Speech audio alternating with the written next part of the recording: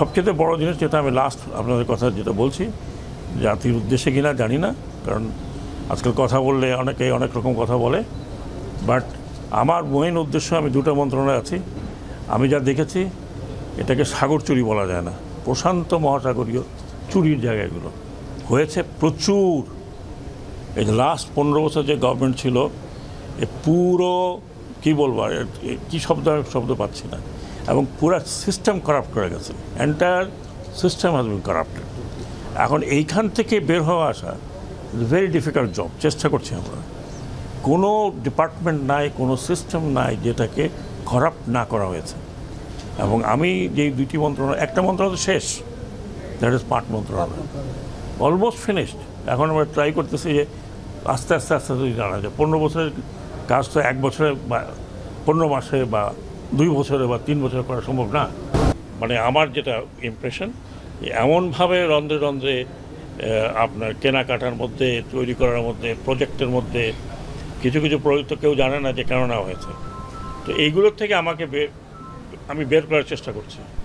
এখন কতটুকু পারবো জানি না, এটা দেশবাসীর সাহায্য আমাদের দরকার। হচ্ছে হিল ট্যাক্স সবসময় একটা জটিল পরিস্থিতি ছিল, কারণ সেখানে বিশেষ করে বেশ শুধু বাঙালি অবাঙালি না, সেখানে আরও 13টা কি 14টা কমিউনিটি আছে, কেউ বড় কেউ ছোট, কেউ, তাদের মধ্যে একটা সৌহার্দ্যের ব্যাপার আছে। এবং সেই সৌহার্দ্যটা আমি মনে করি, এটা ব্যক্তিগত মতামত, সেই সৌহার্দ্যটা বজায় রাখতে হলে যারা অপাহাড়ি আছে তাদেরকে বুঝতে হবে যে পাহাড়িদের বেদনা এবং দুঃখটা, এবং তাদের সাথে ইন্টারাকশনটা লোকালি যদি না হয় তাহলে খুব ডিফিকাল্ট হবে।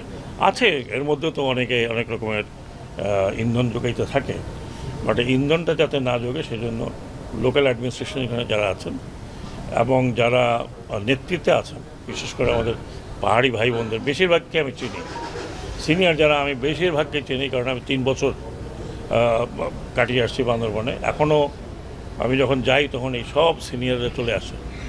তো আমি মনে করি এটা সমাজের দায়িত্ব, শুধুমাত্র সরকারের দায়িত্ব তা নয়, সমাজের দায়িত্ব, এবং মিলেমিশে থাকাটা হলো বেটার।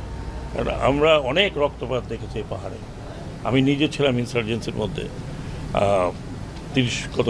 30 বছর তো হয়েই গেছে প্রায়। অনেক রক্ত ঝরেছে, সেনাবাহিনীর ঝরেছে, আনসারের ঝরেছে, পুলিশের ঝরেছে, পাহাড়িদের ঝরেছে, অপাহাড়িদের ঝরেছে। এখন এই রক্তপাত বন্ধ করলে বেটার।